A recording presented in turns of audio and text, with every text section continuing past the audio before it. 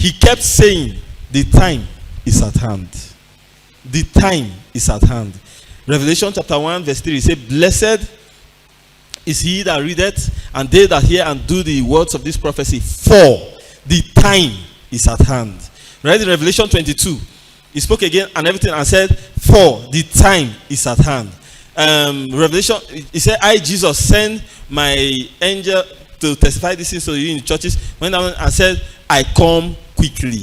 Another place come and say, for the time is at hand. Listen. What the scripture is saying is that at the time when the angel will be testifying these things, the time will be at hand. So this is how you understand it. Because yes, some people find problems understanding this thing. John, in how many AD? Close to 2,000 years ago, was saying the time is at hand. Till today, time never enter hand. And so it's part of what some people look at and say, but all these things not just talk. But listen, it's because they have no understanding on how these things play. Look at how it plays. In verse 9 of Revelation chapter 1, John was telling us what happened. Now John told us that it is not in his day he received those things. He said, I was in the spirit on the Lord's day.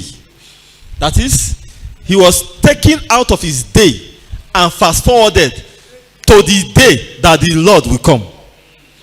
And it was in that day that the angel was showing him these things.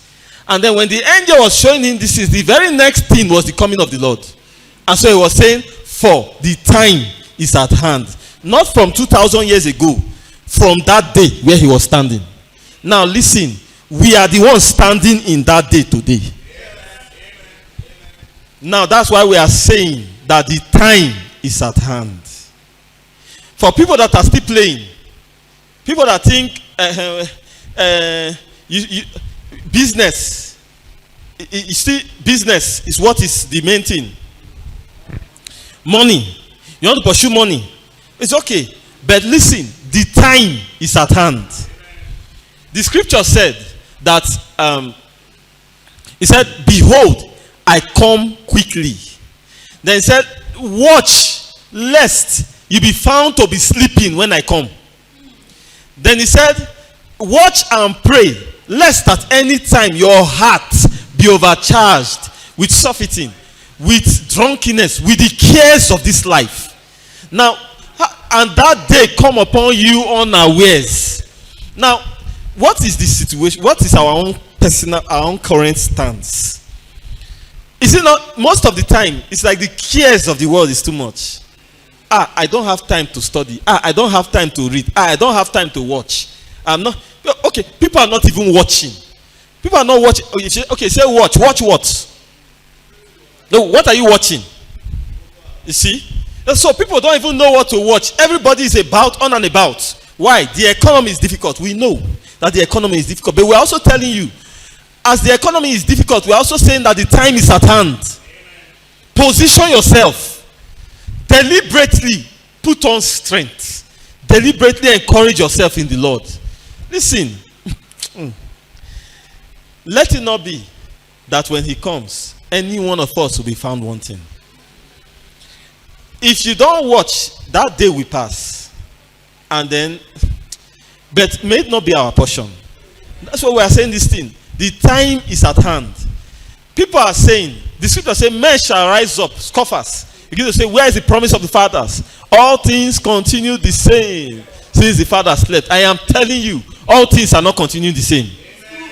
I am telling you, we are seeing these things. Listen, John stood at a point. I told you that the point that John was standing. Okay, now Revelation chapter 17, it says, and he stood at one point and he said, and there are 7 kings.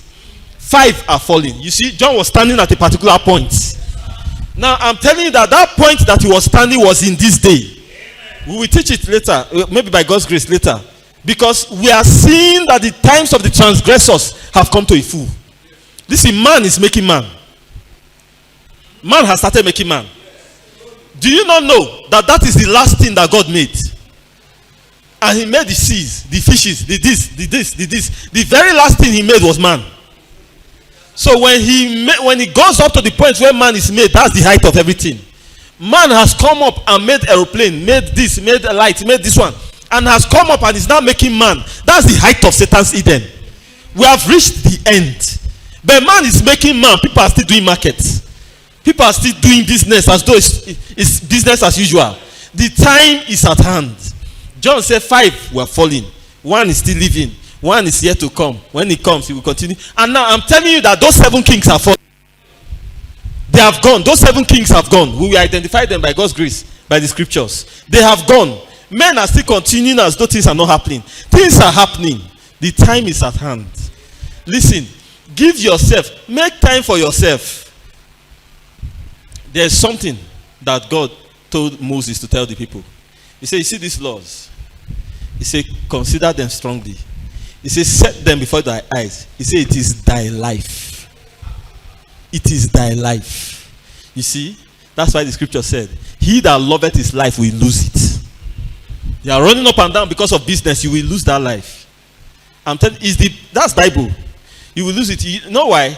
Because when that thing reached, Peter put it like this. He said, the end of all things has come. The end of marriage. The end of school. He said, me, I'm a student. The end has come. It is students. Students die and go to hell. Listen, God sent that man and said, go to that country. He said, utterly destroy both man and beast, suckling and infant. Anything that pisseth against the world. Infant, God said, destroy it. Then what's a student that God will not destroy? And students said they don't have time to read Bible, but they have time to read chemistry books. The end of all things is at hand. But at this time when the end of all things is at hand, that's when people are busy with every other thing. Every other thing. No time. The small time that is remaining, squeeze it into recreation. Squeeze it into one thing. The end of all things is at hand. We were discussing this morning at the door. And we said, Pastor was saying the wahala when they come. And so then we said, anybody that is not sufficiently established now, it is not that time. See there, I say, when the wahala starts, I'll come and sit down. It's not that time. There will be no time to sit down. He said the time.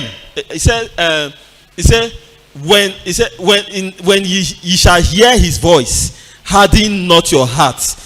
He said. Then he began to say, now is the appointed time. Now is the acceptable time. It's not when I finish school, I will come and take my time and sit down well. Let me just push this business and reach somewhere first. I'll come and take my time and sit down well. Don't let the Antichrist meet you here. The time is at hand. Everybody should now begin to take measures for himself. Know how to position yourself. What you need is to be on this table of this world. The scripture said, Paul to Timothy, he said, till I come, give attendance to exhortation, give attendance to reading, give attendance to doctrine. These are the things people don't pay attendance to. People won't read. People won't listen. Anytime, small teaching, somebody, don't sleep. Now, not as though when he even gets up and wakes up and says, Kai, I beg, give me the teaching. Nothing. It's like, they don't talk another one today, don't pass. That another one, when they talk, it is what is called the word of life. And that except you want God to come and stand here and declare by himself, but you see, it is not in the way of God. That's not the channel of God. Give the more earnest heed to these things that we are speaking. It was needful for us to establish this first, so that we know that the channel through which we want to speak the things we will speak, it is the right channel. We are not coming here to talk our own thing. It is as the words were delivered unto us, we are now delivering unto faithful men, who will also deliver it unto others. In Jesus Christ's name. Shalom.